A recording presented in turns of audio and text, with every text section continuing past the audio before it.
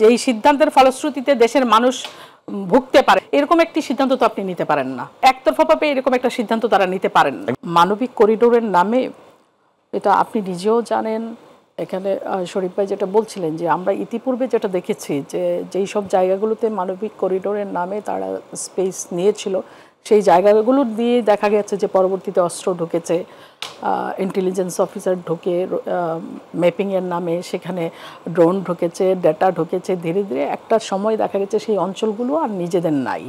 তো আমরা স্বভাবত কারণেই এই যে একটি বিষয় ঘটে যাচ্ছে, তারা তালবাহানা করছেন। কেউ বলছেন এখনো চুক্তি হয়নি, কেউ বলছেন যে না মানবিক করিডোর দেওয়ার দরকার আছে। তো এই বিষয়গুলো সবচেয়ে বড় কথা হলো যে এখানে রাজনৈতিক দলগুলোর সঙ্গে তারা অবশ্যই মতবিনিময় করা দরকার ছিল এবং সর্বতোভাবে এটা দেশবাসীর অনুমতি নেওয়ার দরকার ছিল। যেহেতু তাদের কোনো ম্যান্ডেট ওভাবে নেই, তারা অনির্বাচিত সরকার, তা একটা অনির্বাচিত সরকার দেশের স্বাধীনতা সার্বভৌমত্ব বিপন্ন হতে পারে বা এই ধরনের কোনো ঘটনা ঘটতে পারে এইরকম একটি বিষয়ে তারা কিভাবে সিদ্ধান্ত নিচ্ছেন, এরকম একটি স্পর্শকাতর বিষয়ে তারা তো সেটি নিতে পারেন না।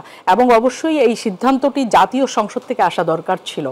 তো যেহেতু সেই রকম সুযোগ এখন বাংলাদেশে নেই, যেহেতু বাংলাদেশে একটি নির্বাচিত সরকার নেই, তাহলে তারা একতরফাভাবে তারা যদি নিজেদেরকে সর্বেসর্বা মনে করেন যে ঠিক আছে 5ই আগস্টের বিপ্লবের মধ্য দিয়ে শেখ হাসিনা পালিয়ে গিয়েছেন, তা আমরা এখন ক্ষমতা পেয়েছি, আমরা যথেচ্ছাচার করব। বিষয়টা যথেচ্ছাচার করার জায়গায় নেই। এখানে দেশবাসীর স্বাধীনতা সার্বভৌমত্ব, আমাদের সভরেন যে গ্যারান্টি যেটা আছে সেইটা বিপন্ন হওয়ার সম্ভাবনা আছে।